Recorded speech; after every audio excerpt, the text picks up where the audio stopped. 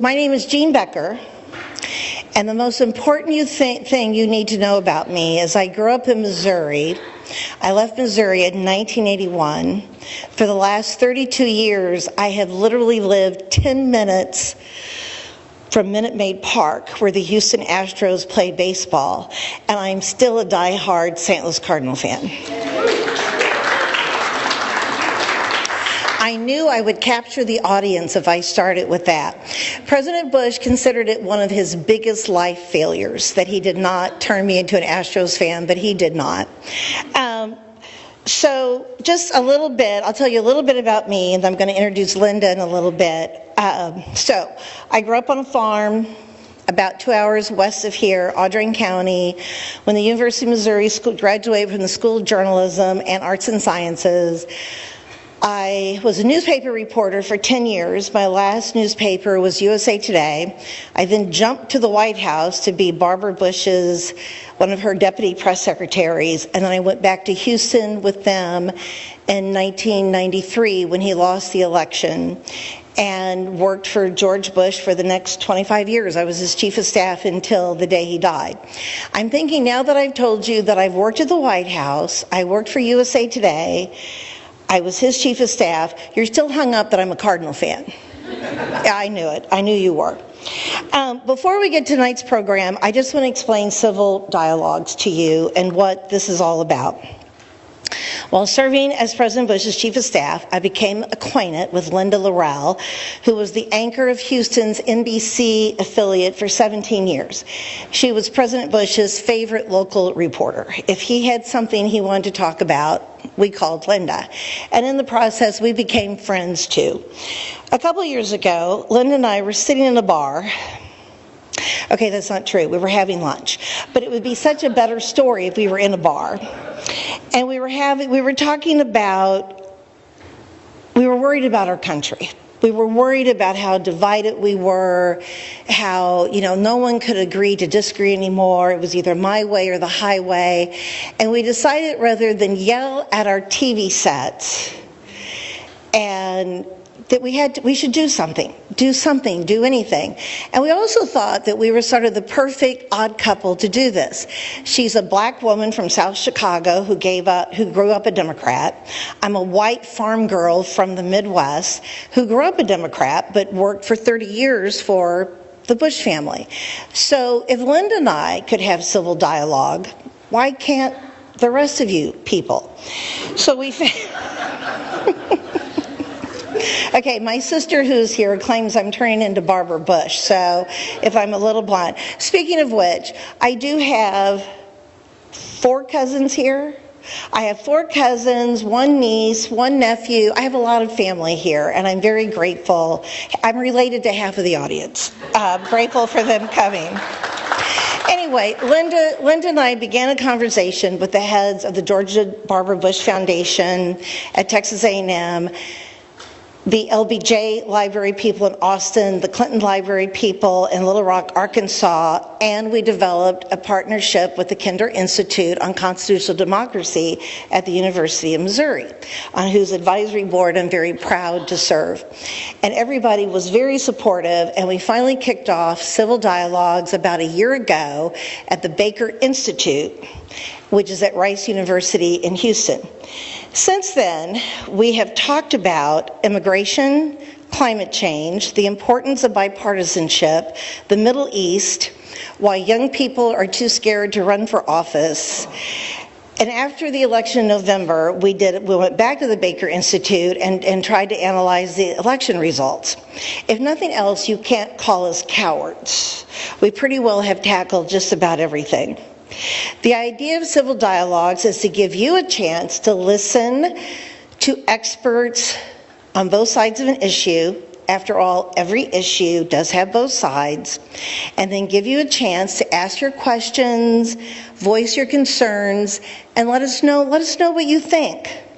No shouting, no name calling, no vitriol. Just dialogue, civil dialogue.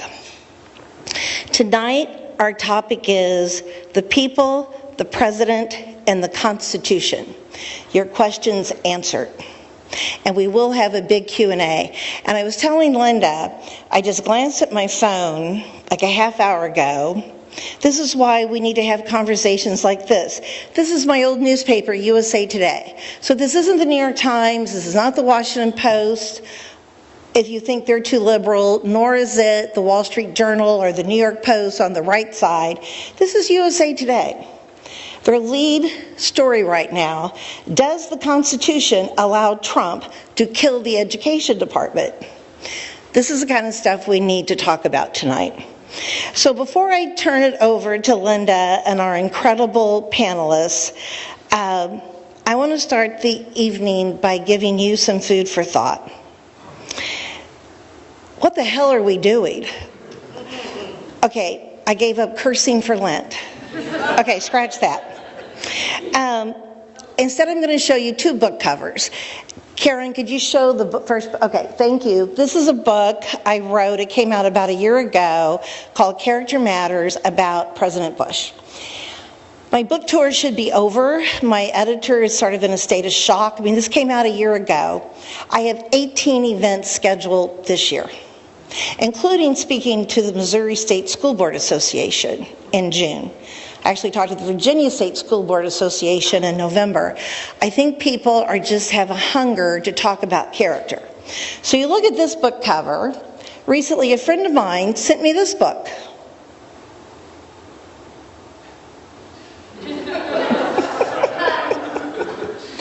Yes, these books sit next to each other in my living room in Houston. The good news is you don't have to read this book because Jay Sexton from the Kinder Institute is here tonight, and he can answer all your questions about the Constitution. But it's just such an interesting contrast. So again, this cover sort of begs the question. I'm going to do a little self-editing here.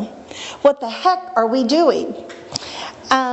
I want to challenge all of you to think about our expectations of our elected leaders. I don't care who you voted for. I don't care what party you belong to.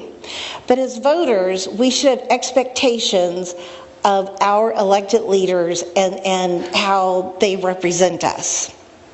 And among those expectations, they should be willing to do what is right, show moral courage and fortitude, and to show character. I was blessed to work for someone like that. So of course, I'm going to use President Bush as an example. When he was president in 1990, he was determined to balance the budget. Does that sound familiar? Both houses of Congress were controlled by the Democrats. And he did something that has become a dirty word today for some odd reason. He compromised. He agreed to a very small tax increase in exchange for major budget cuts from the Democrats.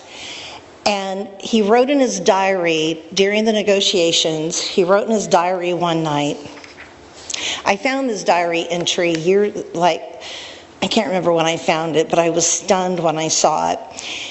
He said, I think some of these proposals could mean a one-term presidency for me. But it's that important for the country. It's right for the country. We should elect people who are willing to think like this every day. I want you to think about, I'm thinking about my people in Texas. Nope, none of them would write this. We should have elected officials who are willing to write in their diary, this is what's right for the country, so I'm going to do it. Unfortunately, we know he was right. He did lose the 1992 election, and a lot of the cause was the 1990 budget deal. It's the same budget deal that the Wall Street Journal a few years later gave credit to the robust economy during the 1990s. So President Bush was right in both cases. It did cost him, he was a one-term president, but it was right for the country. Speaking of Bill Clinton, okay, he was the one he lost to. The other example I want to point out, can you show the next picture, Karen? The friendship of these two became one of the most talked about things in America. They became friends. President George W. Bush asked his dad to partner with President Clinton to help raise money after a huge tsunami in South Asia in 2004. And I'm anxious to get to our panel, so I'm not going to tell you the whole story. But just know that by the time President Bush died, they were best friends. I think President Bush was the father that Bill Clinton never had. But this is a great example of two men who politically could not be more different, but managed to put their differences aside and work together for a common cause. And when I was thinking about what that common cause was, I realized it was us. They had our best interests in mind. They raised money for like 7 or 8 hurricanes. I hate to sound selfish, but every time I saw a hurricane on the map, I thought, oh crap, here we go again. But they raised hundreds of millions of dollars. When Hurricane Harvey dumped 40 inches of rain on Houston in 48 hours in 2017, all of the former presidents wanted to help. They all came to a concert at Texas A&M. Could you show this picture, Karen? I do want you to ignore the woman in the back of the photo. I know she looks like me. I have no idea who that is. I would never photobomb the presidents. Just focus. Yeah, that's embarrassing. I almost wore that top. There's 2 things I love about this photo. One is President Bush, when President Bush would be asked by some of his more conservative friends, how can you be friends with Bill Clinton? He would say, I like him. I like the man. And then he would say, I'm 80, whatever.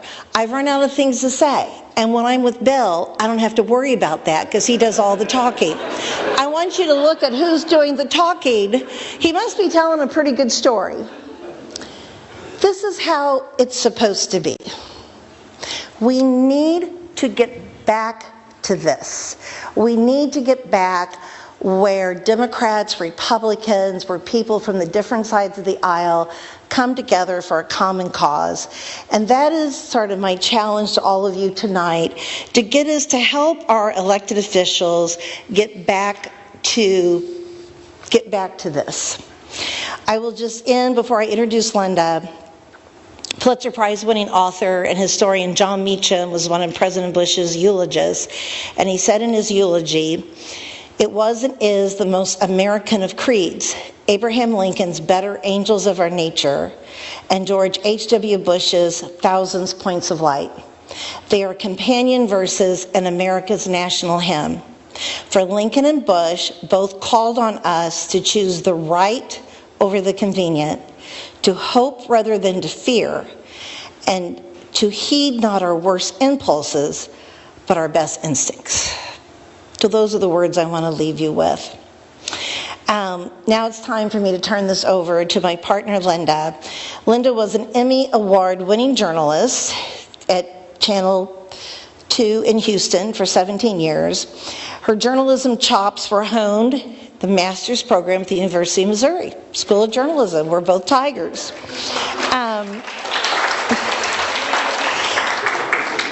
She's not a Cardinal fan, though. I feel all y'all needed to know that. Today, she is CEO and executive producer of Linda Lorelle Media, a video production and communication consulting firm. And while she comes up on stage, on behalf of Linda and me both, we just want to thank Jay Sexton and Karen Huffman Grinch at the Kinder Institute, and Ashley Beard Forno. Did I say that right? Fasno. I can't read. It's very dark up here. Fasno. There she is. And her wonderful assistant, Caitlin Yeager, Missouri Humanities. They're our sponsors tonight. Without Ashley and Jay and Karen and Caitlin, Linda and I would be out in the parking lot hoping some of you would show up. So thank you, thank you, thank you. And on that note, Linda, all right. It's all yours.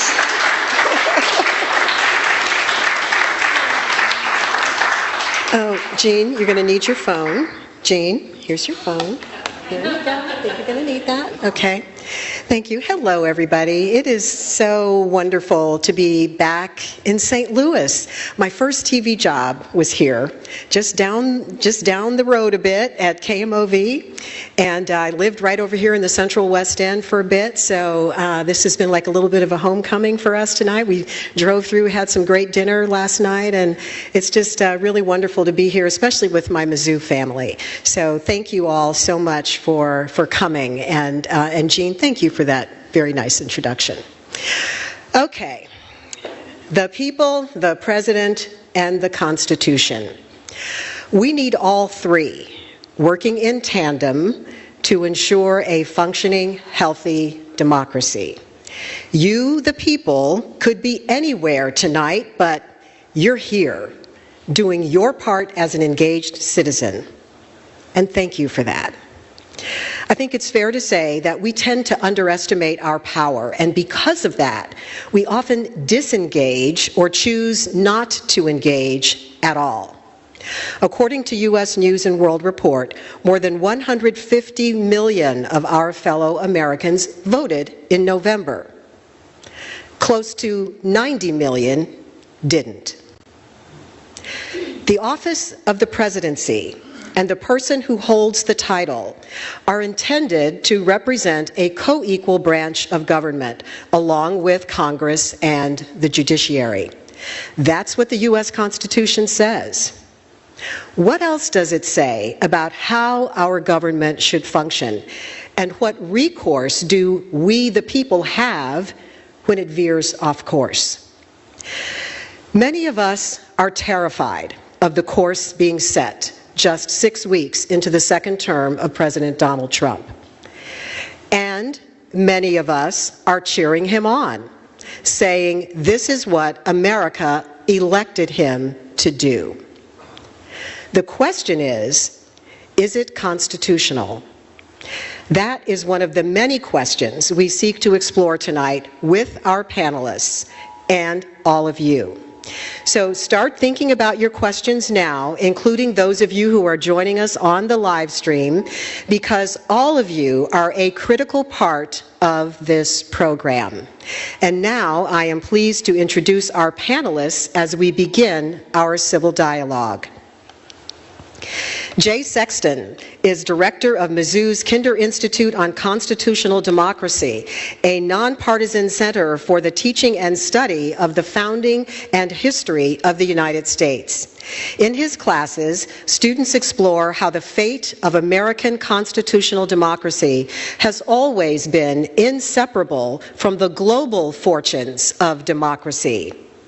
He has learned much about how to navigate tribal hatred by virtue of being a KU alumnus who lives and breathes Jayhawk basketball, but lives and works in Columbia, Missouri. He takes booze from Tiger faithful in good spirits. Oh, come on now. Please welcome Jay.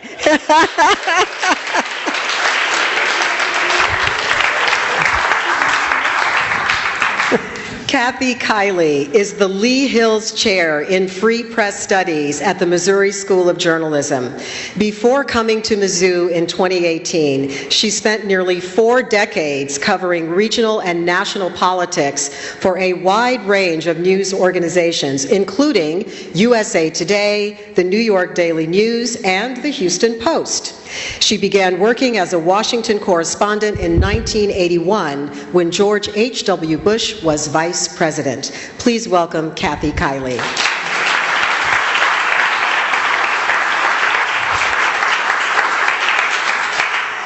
Steve Davis is a senior legal fellow at Pacific Legal Foundation, a nonprofit public interest law firm that defends Americans' liberties when threatened by government overreach and abuse.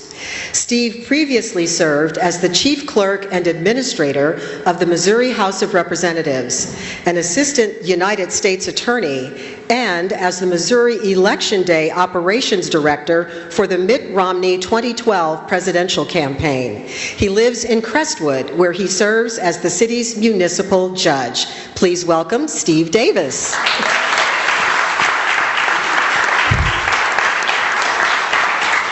And Abby Ramirez is a senior pursuing dual degrees in journalism and constitutional democracy with minors in history and political science.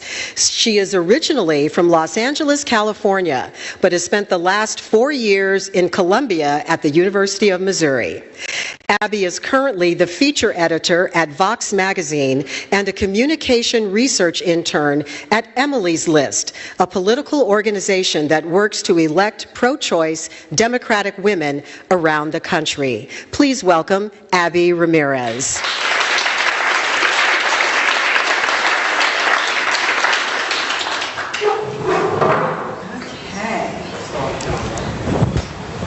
All right, so let's get this conversation started. Jay, putting you on the hot seat to begin, okay? Jean just gave us a headline, but in recent weeks we've seen a lot of headlines, and many of them say that we are in a full-blown constitutional crisis. I read a headline this morning that said, Trump, Musk are committing crimes, tearing up the Constitution, betraying the country, and Democrats need to say so. The article went on to say, the Musk assault on the U.S. government is unconstitutional, illegal, and wrong, and it is outside of what would be permissible in any democracy, in any country, at any time in history. So my question to you, Jay, is this hyperbole, truth, or somewhere in between? Well, I'm glad we're starting off with a softball question. Hey, it's the journalist in me. It's what I learned at Mizzou. Okay? Yeah, I get booed for being a Jayhawk, and then I get the tough question. But you asked for it. Hey, look, I wrote a book in 2018 called A Nation Forged by Crisis, and it was a history of the United States. And one of the things I was arguing was, hey, everybody, calm down. This was 2017, 2018. We're not in the midst of a crisis. I don't think that would be my position right now in 2025 for a couple of reasons. First, most important, is that people think we're in a crisis. That's what matters. You know, it's not necessarily the reality, it's what people think and how they perceive and understand it. When we talk about the Constitution later today, never forget the most important thing about the Constitution. It's just an old piece of paper with words on it. What makes the Constitution powerful is that people believe in it. They give it the legitimacy. So it's the erosion of public trust. I think that's the most important point. Second thing, and crisis, if you look at like what is a crisis, how do we define it? I think a defining feature of crisis is that it spreads from one realm of public life to another. It can't be contained. Institutions no longer function. I'd say that's kind of the case now. I mean, we do have a political constitutional crisis. We have, and always lead with this, we have a Congress that hasn't really done its job for a quarter century, probably longer. That's the core of the problem. We also have an executive branch that can't fulfill its ambitions and exercise its decision making without taking on new powers, and that's going to put it in conflict with the Supreme Court, and we'll talk more about that. So that's a kind of political crisis, but that's not the only thing that's happening. Think about the international crisis. Yeah, which is linked to that. Our Constitution is a written document about the United States. It's also a set of norms and behaviors and expectations for international affairs. That's been completely disrupted and upended in the last 6 weeks, yes, but again, it's been a much longer story. So it's spreading. One could also add the economy. An economic crisis may be in our future as well. So it's spreading. That's a key thing about a crisis. And then the last thing I'll say, Linda, to keep it brief, a hallmark of crisis in the past is that no one controls what happens. No one can predict what happens. The unexpected becomes the norm. And I think we're kind of living through that head-spinning volatility, the ground shifting right underneath our feet. Things that we thought were unimaginable just a few months or a few years ago are now kind of expected in the norm. This pace of change is accelerating. And that looks like some of those crises we've had in the past. So yeah, I guess that's kind of a bummer to start this conversation, but that's my view, taking the long view of American history, not being caught up in the headlines each day, but just stepping back and looking at the pace of change, the unexpected nature of it, and how it's really endemic to all aspects of our society. So Kathy, I'm going to ask you to pick up on a little bit of what Jay said there, especially the global aspect of it. So I know that you have spoken with some reporters around the world in the last several weeks. Give our audience a sense of what they are saying to you, what you're hearing from them, and what the import of that is.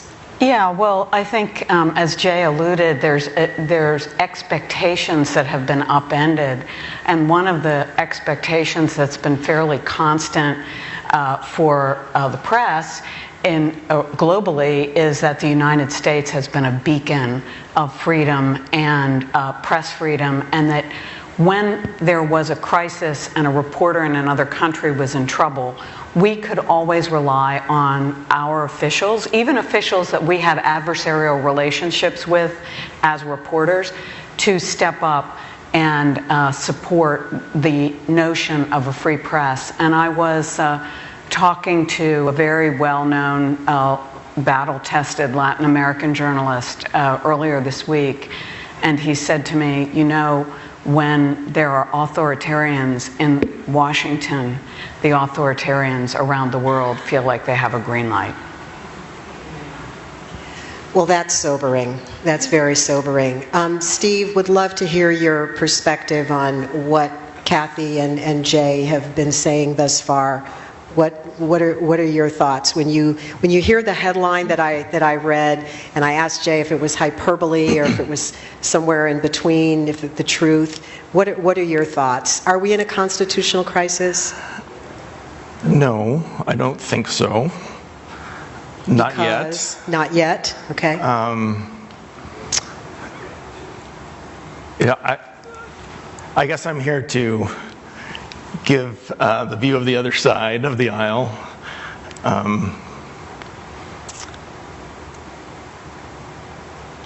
What I would say is that people just need to, I think Jay was right, just take a deep breath and listen. I think we're at this point because people haven't been listening to each other. There are a lot of upset folks who elected this president and are happy with what he's doing. I am happy with some of what he's doing. Now, when he issued the pardon of all the January 6 folks, that worried me. I do not agree with that. I think that was the wrong thing to do. But and he's a bombastic person, so I think it's, to say the least. So I think what we need to do is just listen and understand each other and not just go by headlines. Okay, so one follow-up I have. You said we're not in a constitutional crisis yet. So what, in your mind, would put us there? What would that look like? And do you expect us to go there? I mean, what would a constitutional crisis look like from your legal perspective? From my perspective, and I think Jay mentioned this earlier, a crisis, we'd be in crisis mode if the president actively undermined and failed to obey the Supreme Court, whatever they were to rule on any number of issues before them or coming before them. Now, we've had that happen before. I always think of Thomas Jefferson, and Andrew Jackson, who said the Supreme Court has ruled they can enforce their own order. Of course, the Supreme Court relies on the executive to enforce its actions. So we've been there before and we got through it. I don't want to go there again. Even Nixon obeyed the Supreme Court when it ruled against him. So I have hope, and to my knowledge, he has never disobeyed the Supreme Court when it has ruled. Other courts? I don't know. Okay. I'm trying to think. But in your mind, it would have to be this. But go ahead, Yeah. Kathy. I would say at least the current administration is at least going through, they're asking court permission. So I think the point that Steve makes is right. And obviously, when a court rules against you, if you disagree, you appeal to the next level up. So it really is ultimately what happens when What happens at the Supreme Court is when, if he were, or the administration were to disobey, that would constitute the crisis. So Abby, love having a young person's voice on this panel, because so much of I know what all of those of us who are older are working for is to make sure that we are leaving you and your generation a healthy democracy to move forward. What is it that you and your peers are thinking about this current moment that we're in? What would you say is the overriding thought?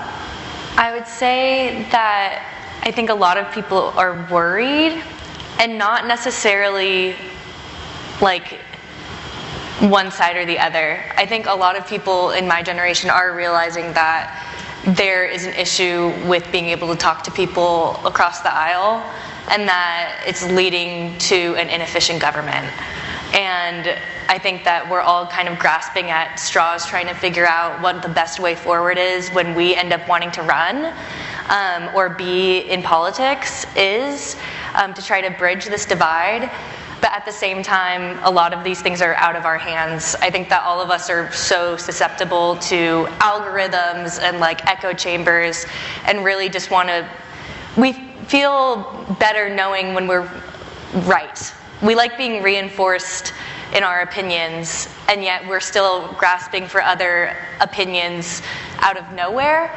We're not seeking those conversations with other people, and mainly because sometimes we're not put in those situations. Like in Los Angeles, I was never really around any Republicans. I grew up a Democrat in a Democratic family. I straightened my hair once and put on a blazer and said, "Look, Mom, I look like Maddow."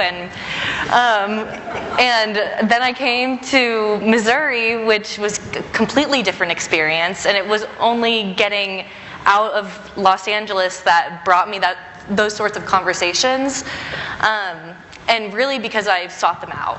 And I think maybe that's an issue that Gen Z is seeing, but not understanding how to move forward with. So how has that changed your perspective? I mean, having grown up, as you said, in Los Angeles, and now having spent the last 4 years in mid-Missouri, how has it changed, or has it changed the way that you sort of look at the world, the way you engage with other people? It definitely has changed everything about my mindset. I can still look back at all of my friends that still live in California and have never left, and understand where my viewpoint was before I left for college and where it is now. I would say that before I was probably the most stereotypical California Democrat you could think of, that always had the stereotypical idea of Republicans and never wanted to reach across the aisle, always thought I was right. Until I came here and started realizing that everyone comes from different walks of life. Everyone is a product of their own lived environment. And the best way to try to understand other people's politics is just to understand them as people. And I think that the Kinder Institute and the School of Journalism has really just emphasized my love for understanding people as they are, and not necessarily just as their politics. And I wouldn't have gotten that if I didn't leave Los Angeles.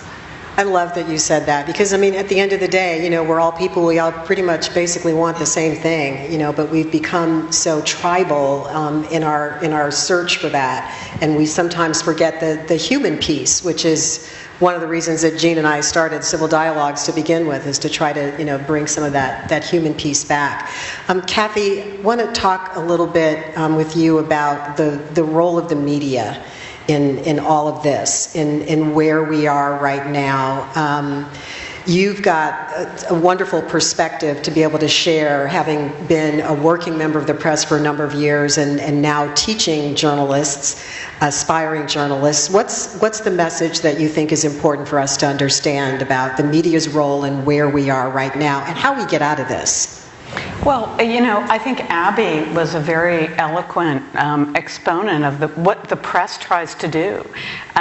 We are the only profession I can think of that's enshrined in the Constitution, and there's a reason for that, because the founders understood that having information for the public to make intelligent decisions is fundamental to democracy. What I see is that, and I think that maybe there are some people who are offended by the remark that the journalist made to me when there's an authoritarian in Washington, but I think what gives people that impression, there are really long-standing norms of behavior between the press and politicians that have been violated. When you see the White House saying, we get to decide who covers the president, that is an enormous norm shattering. We see some problems happening. Voice of America has been a key component of U.S. soft diplomacy since the 1940s. The very first broadcast of Voice of America to Germany in 1942 said, some days we will bring you the news every day. Some days, and this is an exact quote, some days the news will be good, some days the news will be bad, but we will always tell you the truth. And I have traveled around the world enough and spoken to people from around the world enough to tell you that the Voice of America and our media is respected all over the world because they know it's not U.S. propaganda. But now we see journalists who are simply doing the job of journalists, which sometimes means you have to cover the people who criticize the administration, being fired for that or demoted for that. And that is going to hurt American diplomacy throughout the world. Sometimes the most powerful tools of diplomacy aren't guns, they're newspapers or radio broadcasts or television broadcasts. And that has been an enormous part of our power. So when I see that kind of a break happening, it's very alarming. The other thing I would just say, to pick up on something that both Abby and Jay said, this notion, what Abby described, her experience coming from California to Missouri to a university setting and meeting different kinds of people, that is what Congress is supposed to be. Congress means come together. And for years when I covered Congress, it was very hard to predict how people would react on certain issues because so much of it was human relationships. People who got to know each other, as Abby described, getting to know her friends in school, and gaining an understanding of where each other was coming from, and being able to use what now dirty word that Jean, you said you weren't cursing for Lent, but I think that word's dirty now. They compromised. And I don't know when this really started to unravel, but I think it's I can think back to the Tea Party, I think was part of it. But I think Jay is absolutely right that Congress has become dysfunctional, and that has made our government dysfunctional, and that has made voters frustrated, and that is why people are acting out at the ballot box. So, Steve, you worked on Romney's first campaign, correct? Second campaign. And that seems like such a very different time from where we are now.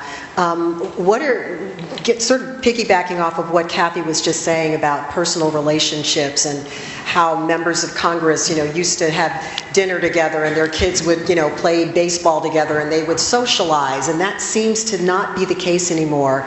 Share with us a little bit about what that was like and why you think it's not that way anymore. Yeah, well, actually, my first job out of college, I went off to D.C., an idealist. I worked for Senator Orrin Hatch of Utah, because I went to school in Utah. I left Columbia and then came back to Columbia after that. And Orrin Hatch's very good friend was Ted Kennedy. Ted Kennedy. Mm-hmm. They got so much done by working together, and they were fierce defenders of each other. So I got to see that, and it reminds me of President Bush and President Clinton. Or Gerald Ford and Jimmy Carter. Yeah. Yeah, so I'm fortunate I got to see that. That's where I began. And then in the Missouri House, I saw all kinds of people working together. That was a wonderful place to be. But then, and it still is, but then term limits hit. So that's one thing. That Congress doesn't have that excuse.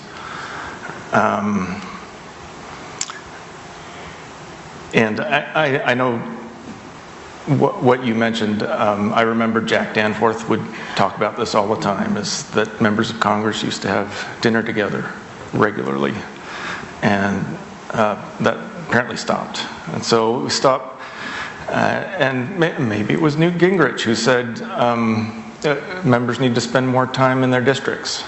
So they didn't hang around DC, and they went back home and campaigned 24/7. And so I think they lost that personal connection. Now in the Missouri House we had it. I went to work in the House with a Democratic majority, and I was working for the Republicans, and we were able to get a lot done, even though no Republican bills, of course, were allowed to pass. But through amendment and compromise, we formed a lot of coalitions and got a lot done. And then Mitt Romney, I'm just a Mitt Romney fan. I think he's a kind person who's at the same time not afraid to stand up for and say something when he sees something's wrong or someone's doing something wrong. And I'm sad that, I don't know why he went to the Senate after running for president. I wouldn't have wanted to subject myself to that kind of torture, but he did, and he stood up for things, and I miss Orrin Hatch, and I miss him.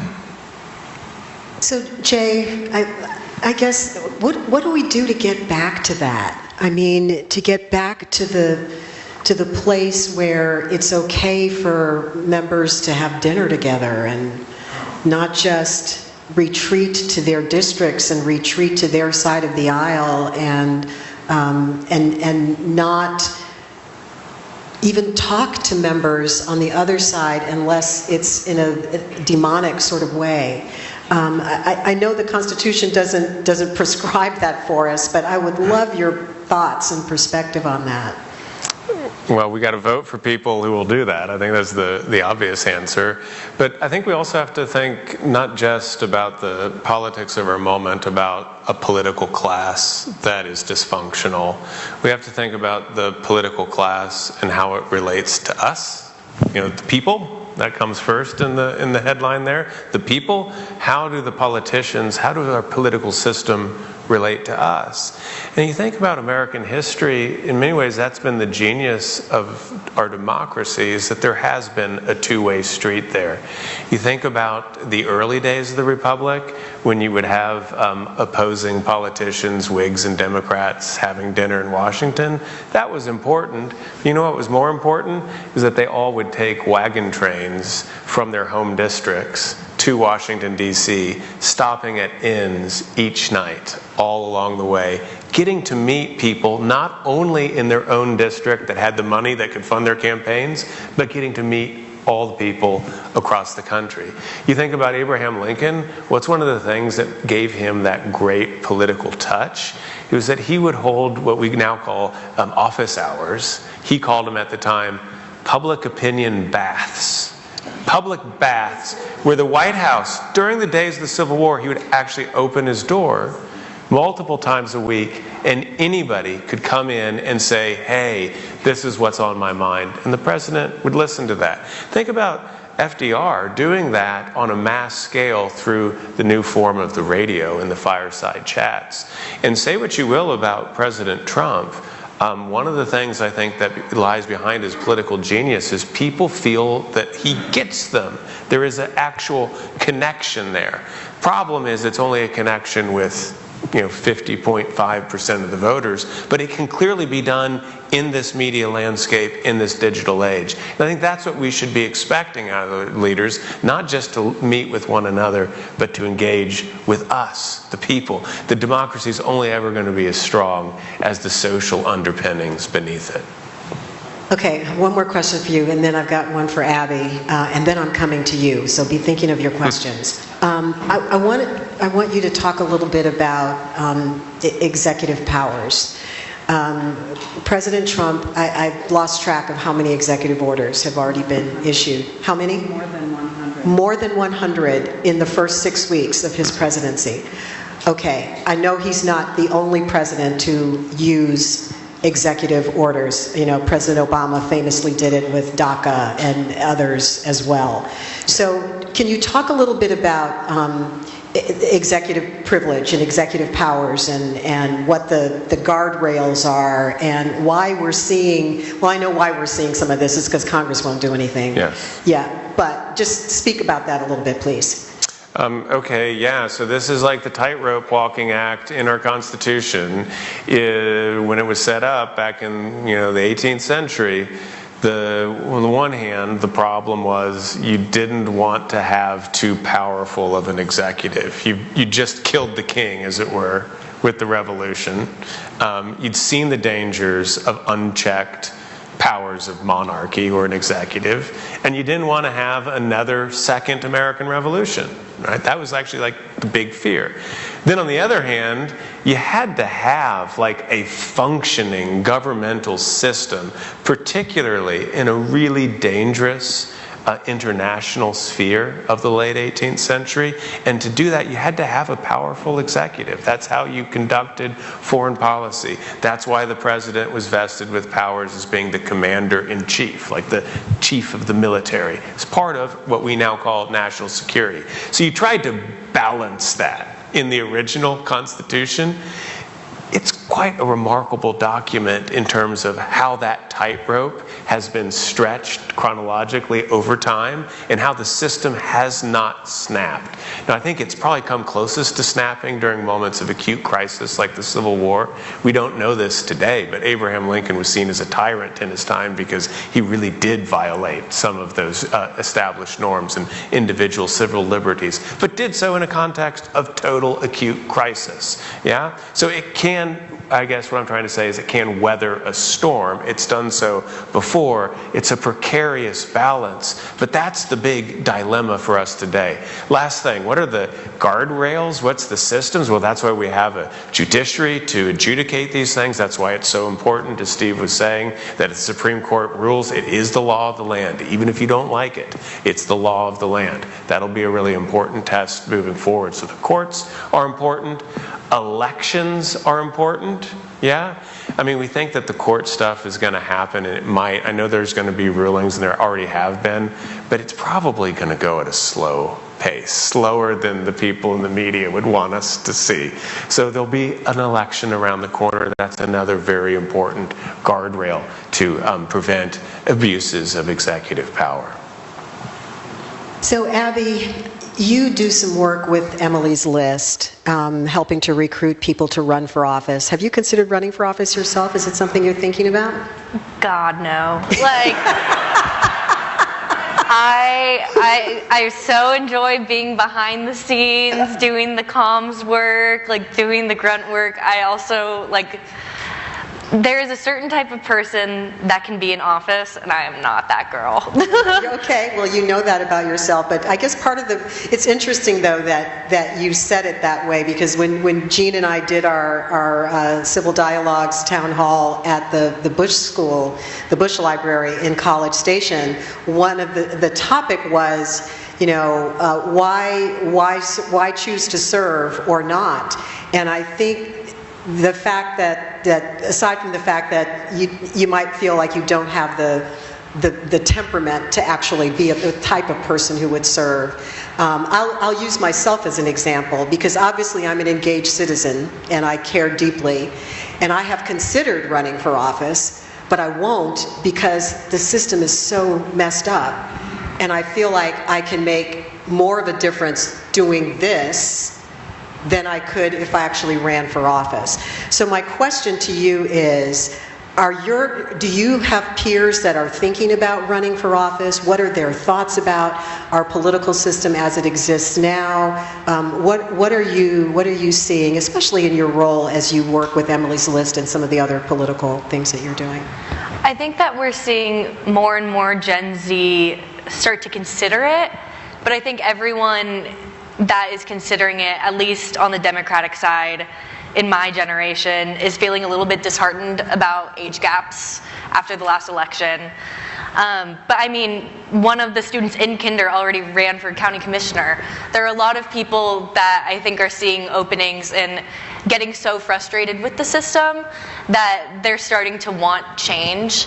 And I think people are understanding that we're just gonna have to go take it. And I think with Emily's List, we're seeing that there are a lot of ways that the system doesn't work for women.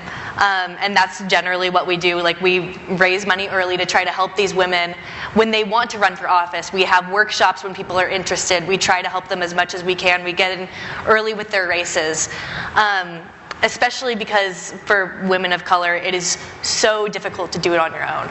And so I think that my generation is starting to realize that building community, finding those people, like getting your resources together and just standing up for what you believe in is the right thing to do moving forward if we want change. Kathy, you wanted to jump in? You jump in and I'm going to go on down to the audience. I'm going to interject to give a shout out because Abby referred to one of her fellow students at Kinder who ran for county commissioner in just down the road. It was in, I'm going to think of the county in a minute, but he became, one of my students wrote a story about him because the campaign was a model for how politics should be conducted. The two opponents became friends. And the guy who won, who was the incumbent, had nothing but wonderful things to say about this Mizzou student. And it was a completely positive campaign. And the angle of our story was, hey, grown-ups, listen up, this is how it should be run. So, yeah, it was great. So good on Kinder for training them up right. Yes, way to go, Kinder. Yeah. Okay, who's got the first question? Don't be shy. Okay, here we go. I love it. Excuse me. What's your question? So my sons were here. They're high school students, and they had to leave because they're high school students. They have homework. But we had an active text debate going on while you all were speaking. And the question that came up in this text debate was, what happens if there is a constitutional issue that rises to the Supreme Court and the ruling is against the current president? And because right now there's no constitutional crisis because he is responding to the Supreme Court. But what happens if he doesn't abide by the ruling of the Supreme Court? One son says, then he'll be impeached. The other son says, maybe there's a forcible removal. But we don't have a forcible removal force in the United States. So what happens if he does not abide by the ruling of the Supreme Court? Okay, that's a question for Steve and Jay, at least to begin with. Okay. I would not want to be you right now. I mean, how cool that I have a hard time keeping up with my daughter's texting, so how cool that you can do that and do a family debate that way. I mean, it is. It's really cool. That's the whole point. We don't know. Nobody knows. There isn't a script. You know, there isn't something to follow. It's unprecedented. That's kind of, to me, what the crisis is that you're now in new terrain. And the old rules, the old system, you know, it might be kind of relevant, but it doesn't really provide. It doesn't provide a roadmap. And that's the whole point. Steve, you want to add? I think we've always had, in these crisis situations, we've had people step up. Whether it's, what was the election after the Civil War? Where they, was thrown into Congress. 1876. Yeah. Hayes, yes. Hayes. And, that was a very political compromise in the House, but it worked out. I think of Bush v. Gore all the time. Now, it seems like 99% of the people hate that decision. I think it was a courageous decision and the right decision that the Supreme Court made that settled the election. I remember we didn't know what was happening at the time. It kept going on, and we saw the craziness in Florida of the hanging chads, and the court stepped in. And You're in Tallahassee that month. You should have been working for one of the candidates' parents at the time. I think I took drugs. I just want to interject to say I think this gets to the point that Jay made earlier, which I've been kind of obsessed with, which is the reason there's no script is that the normal script is what one of your sons said, which is there'd be an impeachment trial. It's totally unclear that would happen here. And I think that the question is, when I was covering Congress, which I did for a long time up until the early mid 2010s, Congress had a very members of Congress had a very proud they always called them, we are the co-equal branch. And so even members of the president's own party, whatever that happened to be at the time, were very adamant that the president had to come and get permission from them to do certain things. I really don't think that attitude is prevalent anymore on Capitol Hill. And I think that's what sets up the unknown situation that Jay talks about, because our Constitution does have a remedy, which is impeachment, but it's not at all clear that would happen. My sense is that members of Congress are very cowed right now. Very what did you say? Very cowed? Is that Cowed, yeah. Before we take the next question, I just want to tell a quick story because you brought up Gore, Bush versus Gore. And you all talked about there's usually somebody who steps up to the plate. Well, who stepped up to the plate in that time frame was Al Gore. Yes. He gave an amazing concession speech after the Supreme Court ruling in which determined that George W. Bush had won the election. His speech to the nation, I recommend that you read it because it helped heal the nation almost immediately.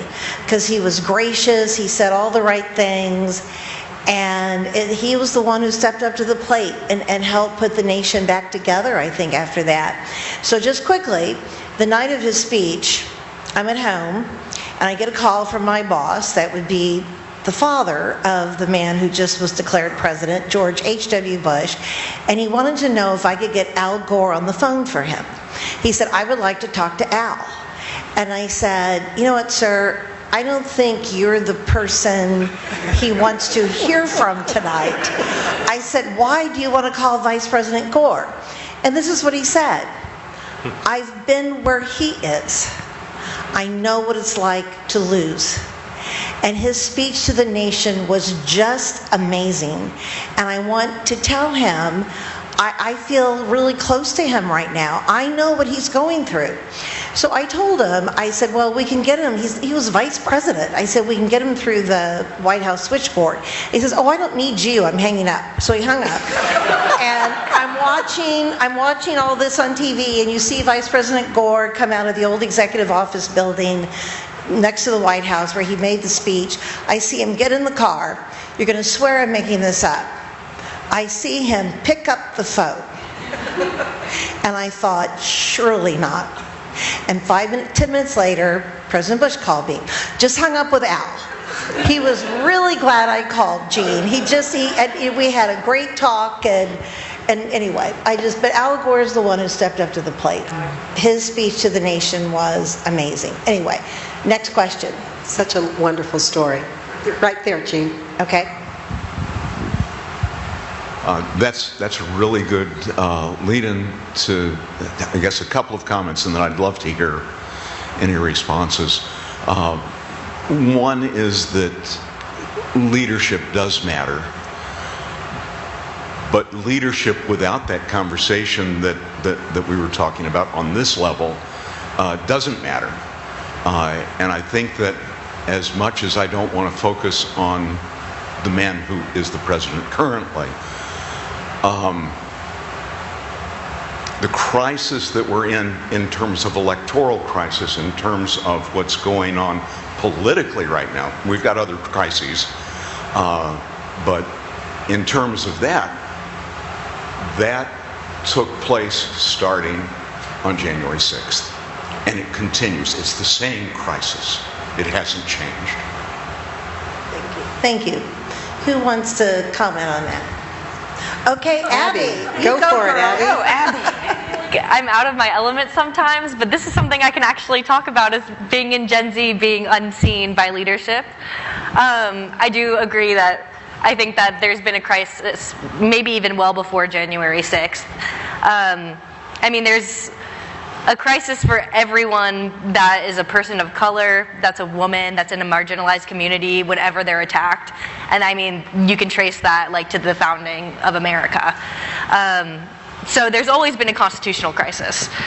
I think the issue that we're having now in terms of being seen, and why we're having so many issues and why we're having so many conversations about it, and I mean, that's not even just on the Republican side or Democrats at President Trump, that's even within the Democratic Party.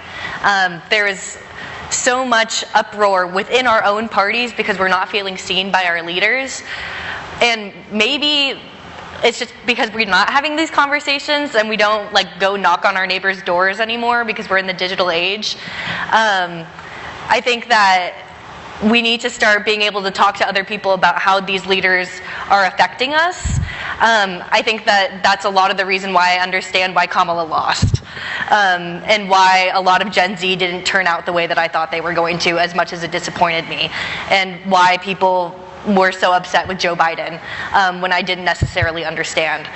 I think it's all about communicating with people at this level, so then we all understand how to vote on the national level or even local and state. And writing to our congressmen, which I think is now a foreign concept for whatever reason, especially for Gen Z. So I think a lot of it is just we need to have more conversations like this so we're able to change the leadership in the way that we see fit. I think that America is in this epidemic of miscommunication, and that's a lot of the issue. Okay, questions? Okay. Yes. Mr. Davis, first of all, your opening comments, you were talking about presidents that have gone around the courts against a court ruling, and you mentioned Jefferson and Jackson. Go to Joe Biden. When the Supreme Court told him he could not do the student loan forgiveness, he found other remedies to go around it. Now my question is, and this fine lady behind me was asking my question, but I wanted to give you a couple quotes of President J.D. Vance last week. He said, and I quote, "The president should not listen to orders that constrain him. Judges are not allowed to control the executive's legitimate power." It scares me when I hear a public official say that they should challenge the courts. And I want to hear what you have to say about that. And a public official who is the vice president. So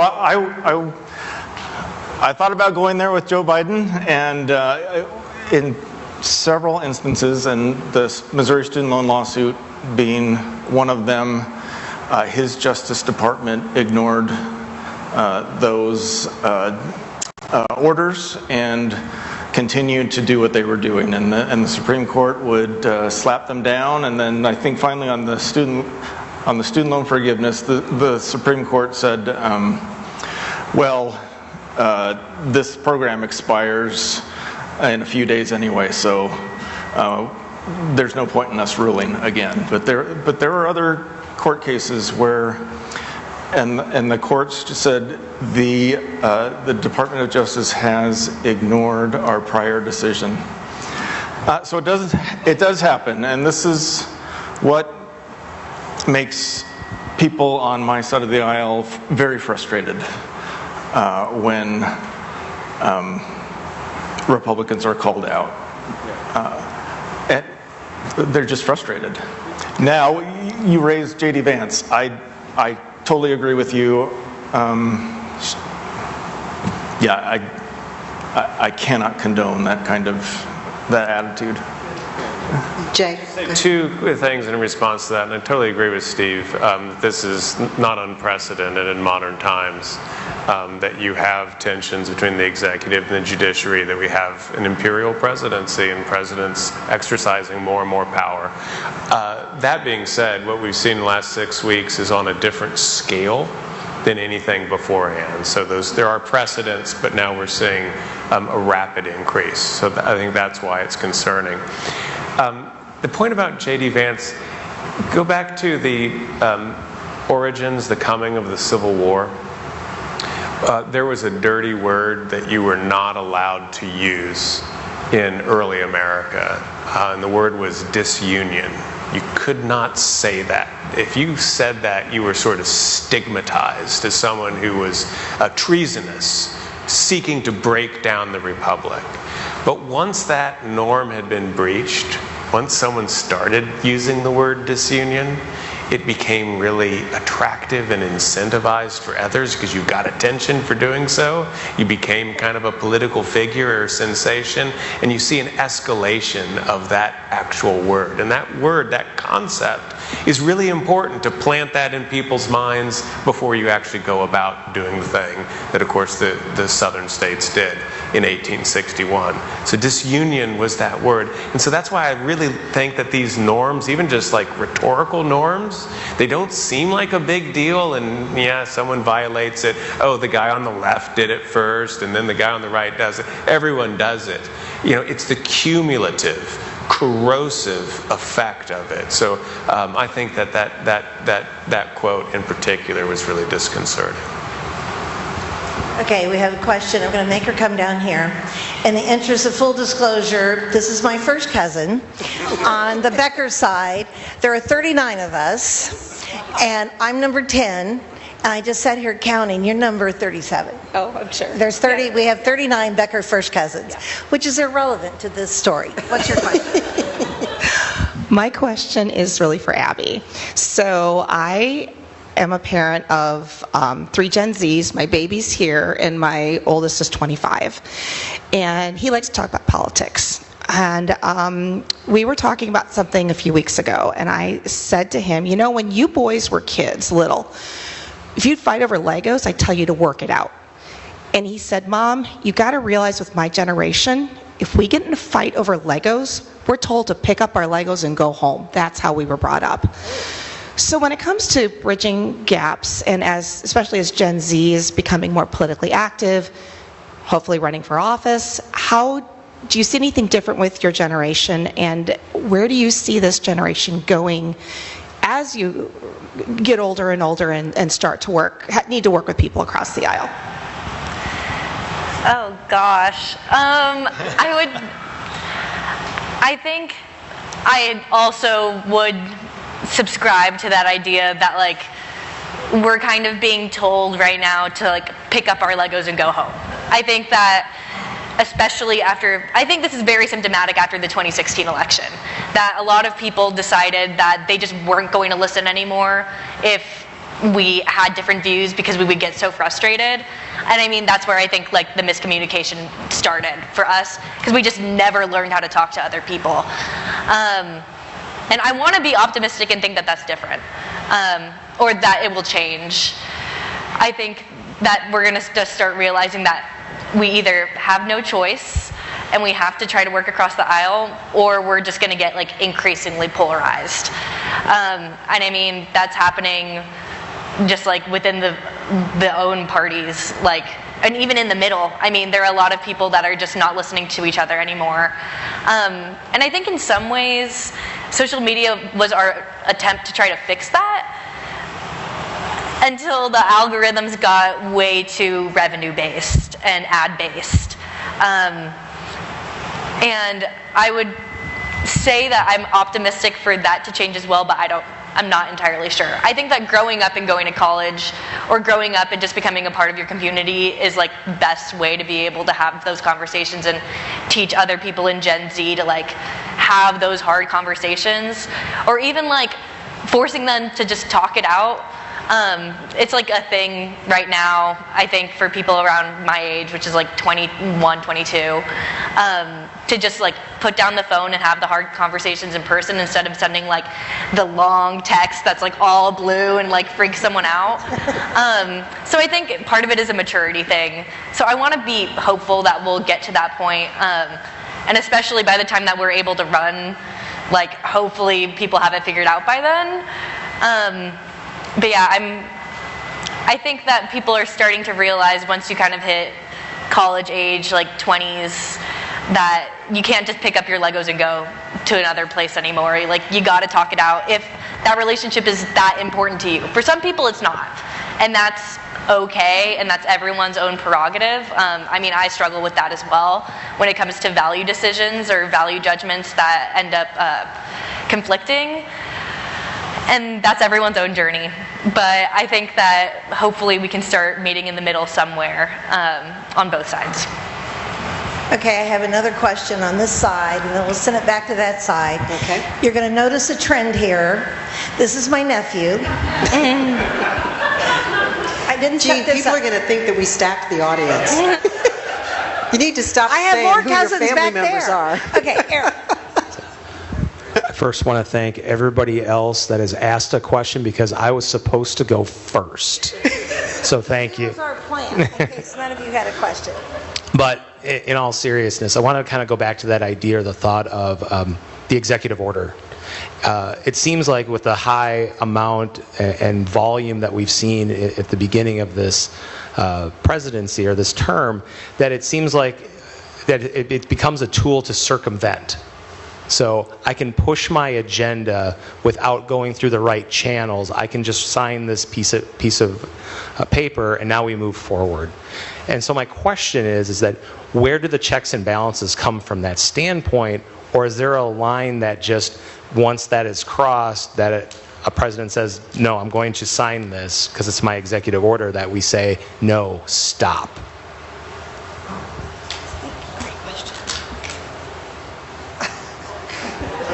Don't all jump at once. I covered Congress for a long time, as well as the White House, and an executive order is only as good as the term of the president, and so that's why I think for a lot of people it's like ping pong. We've been going back and forth. Most of Biden's executive orders at front were undoing Trump's at the beginning, and now most of Trump's are now undoing President Biden's. So I mean, so if you want to affect real change, you really have to go through Congress. And why is that important? That's because we have to have those hard conversations that Abby was referring to. That's where those hard conversations traditionally have taken place. I think Congress is stymied for a number of reasons. Gerrymandering, I think, is a big one. Too much money in politics is another one. Because when I first came to Washington, members of Congress would love to talk to reporters because we were their avenue to people back home, and they had time to talk to us. Over the years, we became less and less important on their callback list as fundraisers became more and more important. So and they could just tweet Yes, well, that's part of it, but I do think there's going to be a backlash to some of the social media, which I also think is part of the problem. It's tribalized America, and I think the more people's consciousness can be raised to that, the better. But I think the reason you've seen so many presidents using the executive orders is that Congress has just been stymied. And they are frustrated, and then the people become frustrated because we're not having those hard conversations and doing the compromise that is required in a nation of 330 million people. As was mentioned, DACA, that came about after years of Congress not doing its job to fix the system. So President Obama said, I'm just going to do it. Yeah, and on immigration, you think about this, the last time that we really tried to pass a comprehensive immigration bill was under George W. Bush. George W. Bush was in favor of it. Mitch McConnell, who I think was, I can't remember if he was minority or majority leader at the time, was in favor of it. His Democratic counterpart was in favor of it in the Senate. Nancy Pelosi was in favor of it. John Boehner, I think, was the Republican leader in the House. Everybody was for it. And it failed. And it failed, I think, largely because of a grassroots movement from radio talk show hosts. And that was not the majority of the American people, but it intimidated members of Congress. And so I think there's a disconnect between the actual will of the people and then special interest groups that are very loud, very powerful, very well funded, and they are overriding the voice of the people.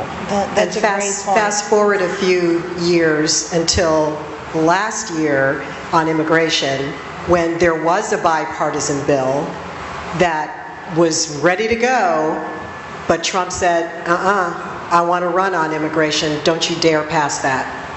And so here we are, right? Here we are. Can I make one more point real quick here on this? Bear with me. I'm going to do 90 seconds of being a professor, if that's okay.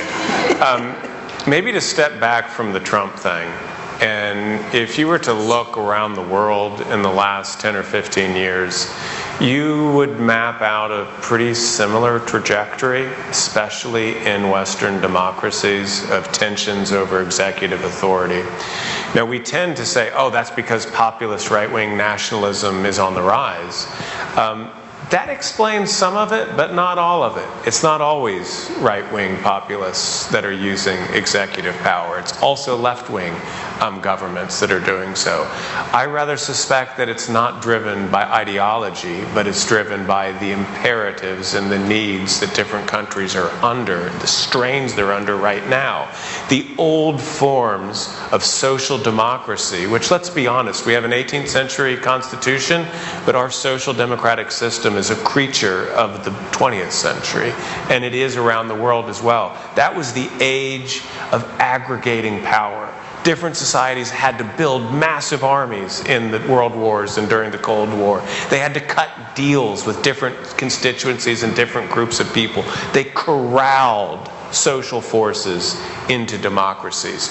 That project was so successful that in some ways you don't really need to engage with the people anymore.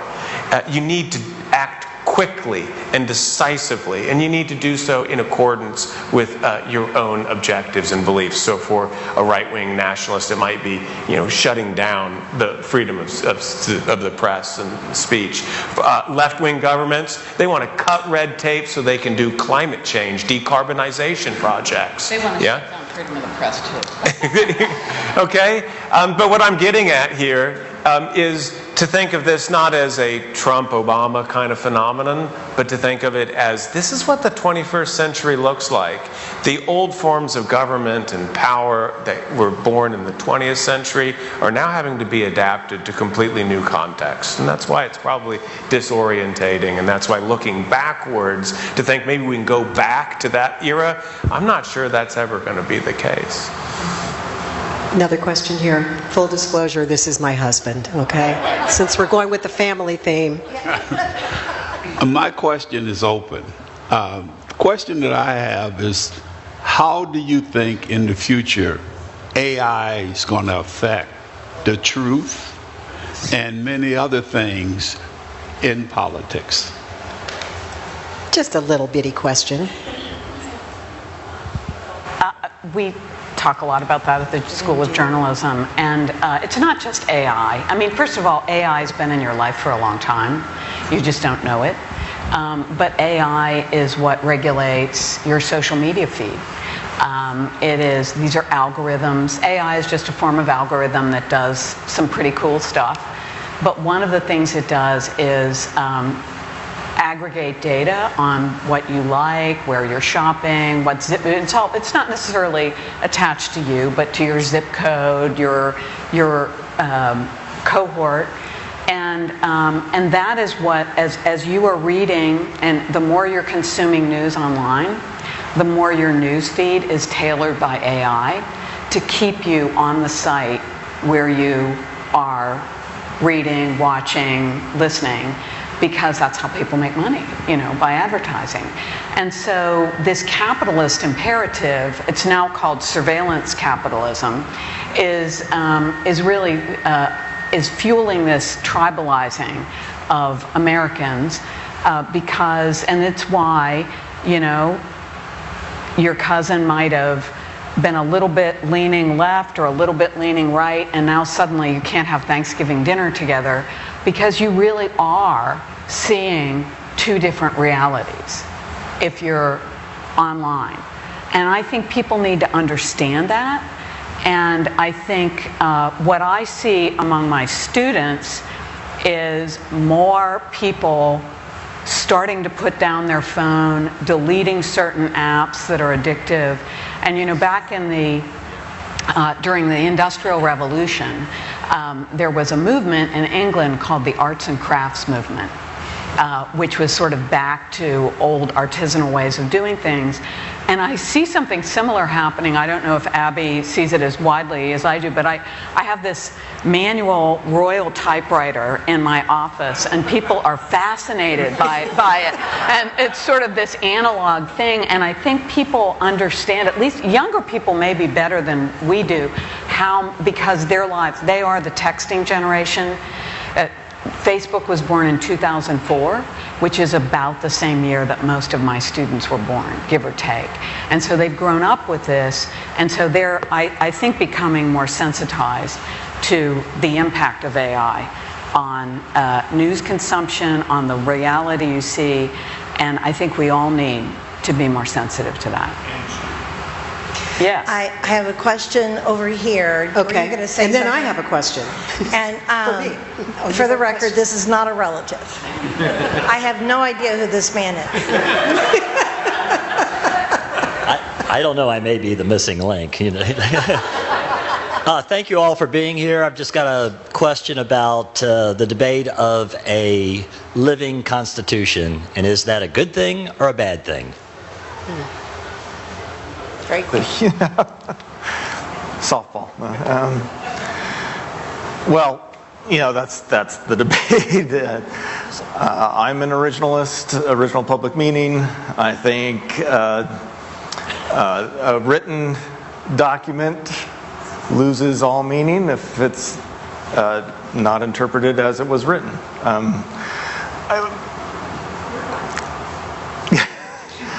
I don't know how to characterize the debate. Yes, it's a huge debate. I can chime in. Please.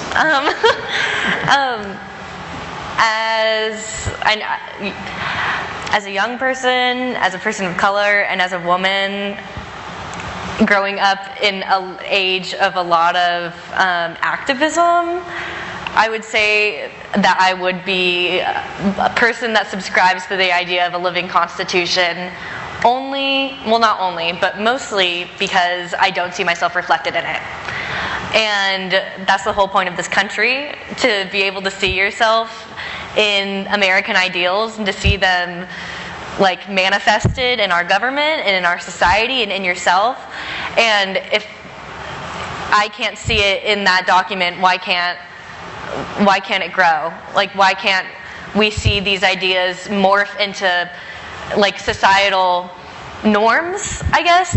Like the founders didn't know that there were going to be AK-47s that were like harming my schoolmates. I think there are things in a modern day society that we would never have guessed when the Constitution was written that needs to be adapted to protect people my age. Well, the Constitution is hard to change, but it is changeable.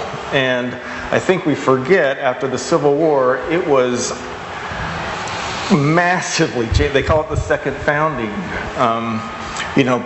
Before then, there was no freedom of the press in a particular state, no freedom of religion in a particular state. I mean, the Bill of Rights did not apply to the states until after the Civil War and the 14th Amendment, and the Supreme Court started us down that path. That was a huge change. It can be done again if the people want it. Now, it is difficult. It would require everyone working together. On the other hand, on the other end of the spectrum, there's a state constitution, the Missouri Constitution, which we change every single election, and has grown from, I don't know how long it is anymore, 200 pages or something, and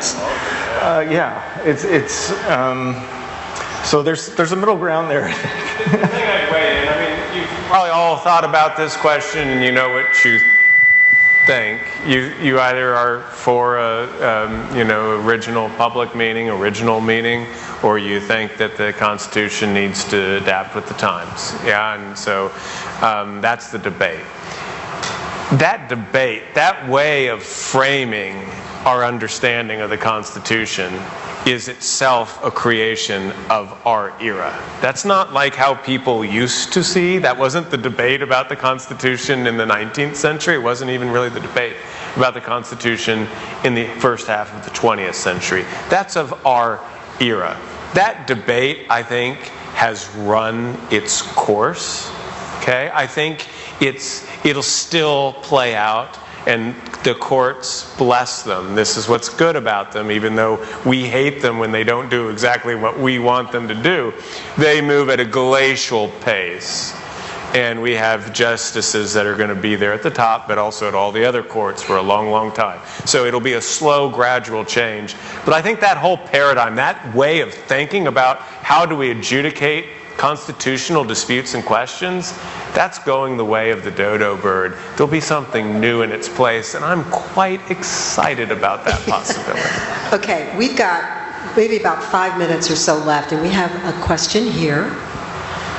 What is your standpoint on how everything is being blamed on the executive branch, as a lot of events have happened that have been pinpointed on Trump and Kamala, but really haven't been centered on the other branches?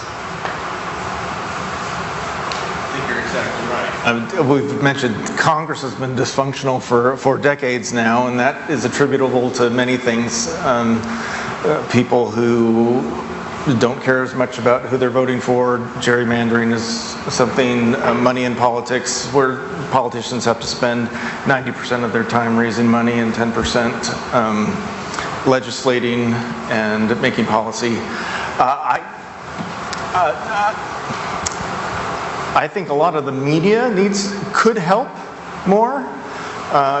The headlines that say Trump is authoritarian, I don't think that helps. I think people need to dig deeper and not just look to the easy answer. Yes, Trump is grabbing the headlines. That's what he likes to do. But the executive has amassed so much power over the past 40 years because Congress has built this administrative state that makes every decision of every minute detail.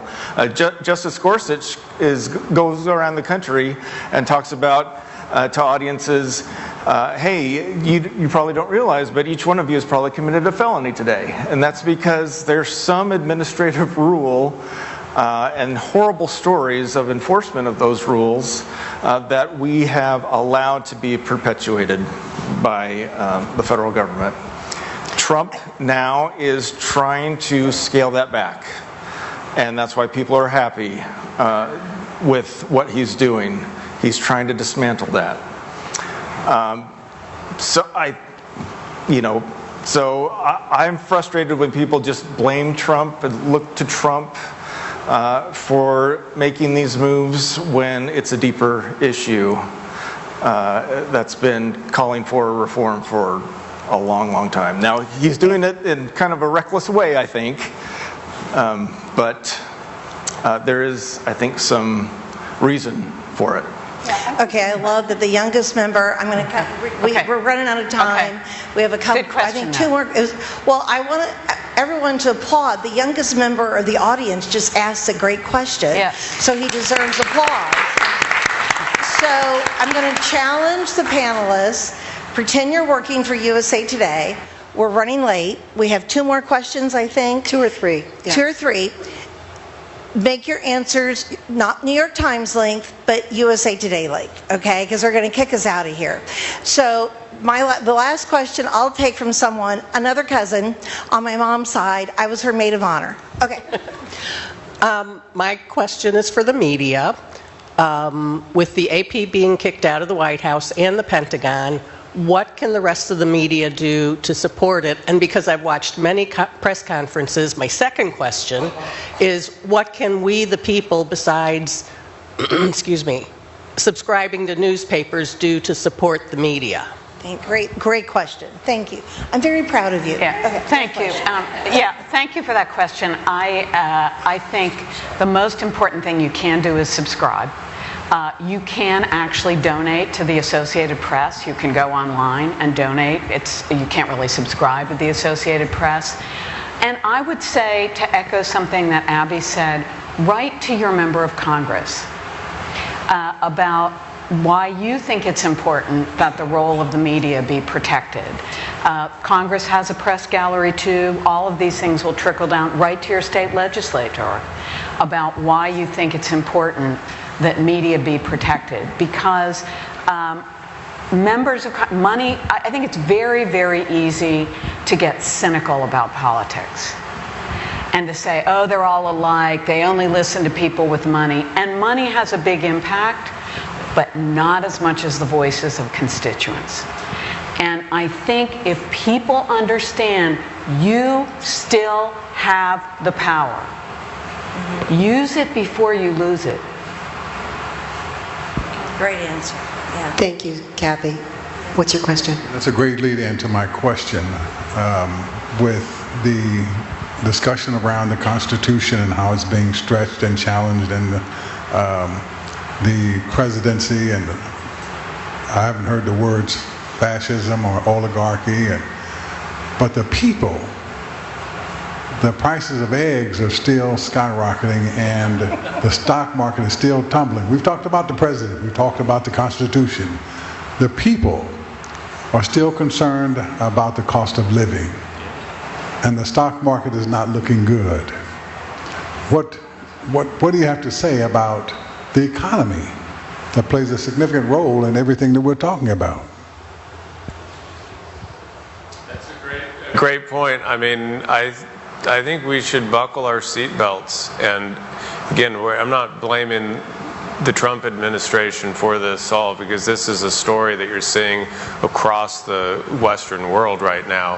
High inflation, real price volatility, looming trade wars and tariffs. If that policy is going to work, that will take a lot of time before the economy, a free market economy, can adjust to a completely different political economic order. So it's going to be a very, very bumpy ride in the coming months, and one suspects years.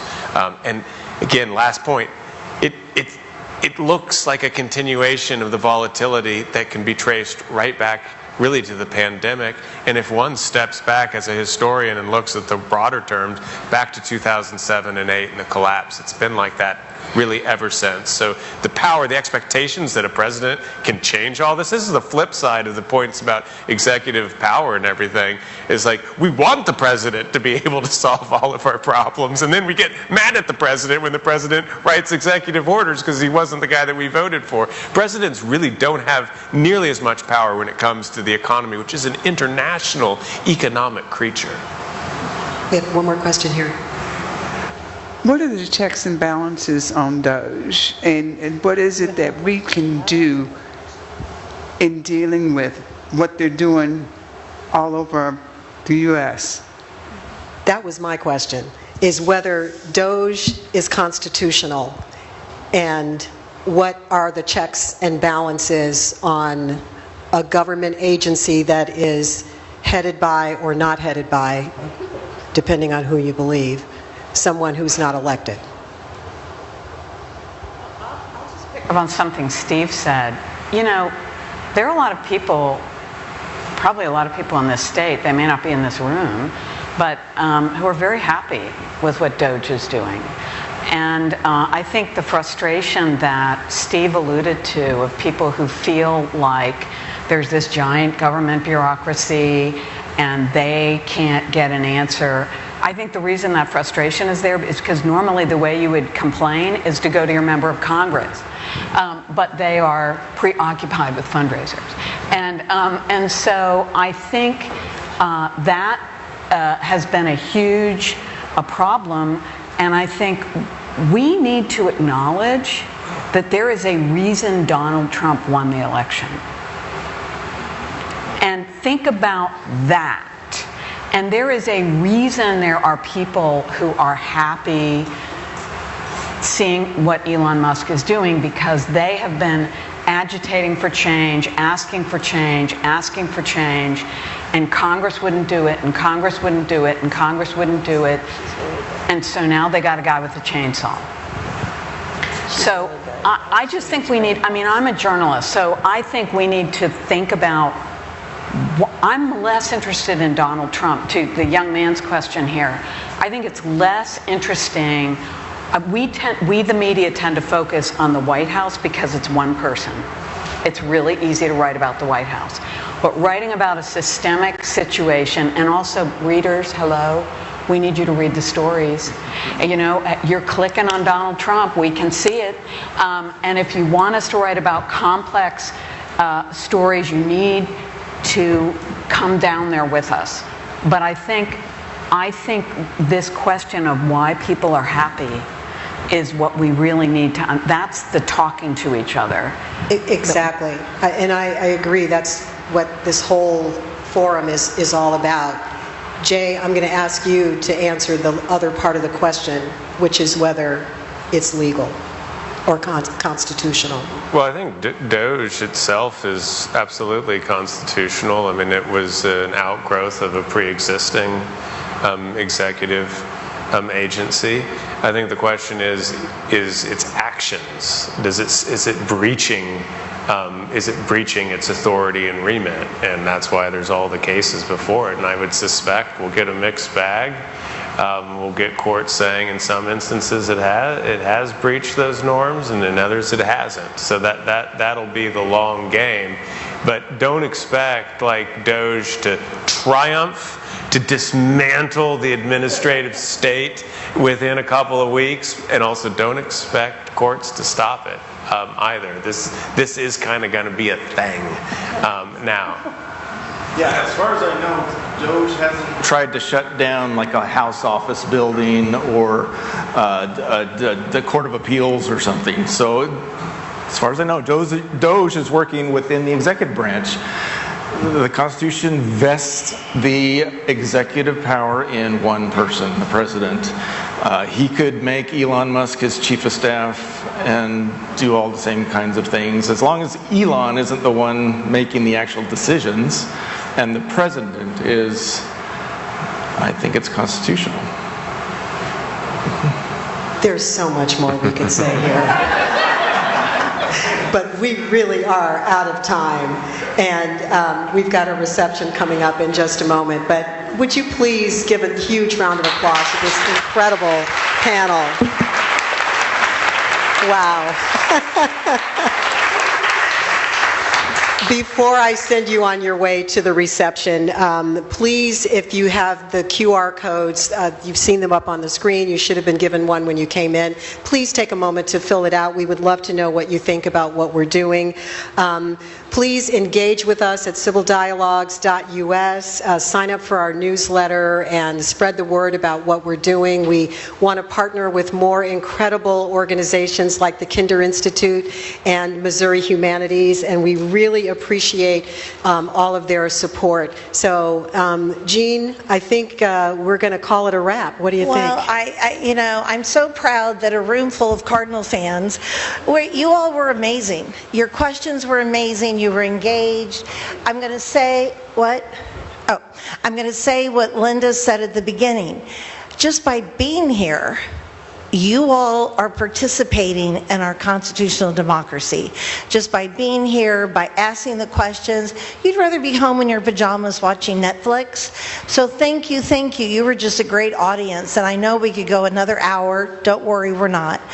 But there is a reception out there, and thanks to the Kinder Institute people. Yes, absolutely. They found out a couple hours ago there was no wine and beer, and they went and bought some. So there's wine and beer and small bites. Linda and I cannot come out and visit with you because we're taping. We have to do 2 tapings. Yeah, we've got a couple of things, and in fact, if anybody would be willing to take 5 minutes and let me interview you to get your feedback on what you thought of tonight's program, I would love for you to just meet me in the back with my camera crew and just a couple quick questions. That would be it. We'd love to get your thoughts. Come join us. You four, amazing. Yes, I learned amazing. so much. All of you, amazing. Oh my God, I learned so much. I want to go have dinner, but I can't. But thank you. Thank you for coming. Thank you so much.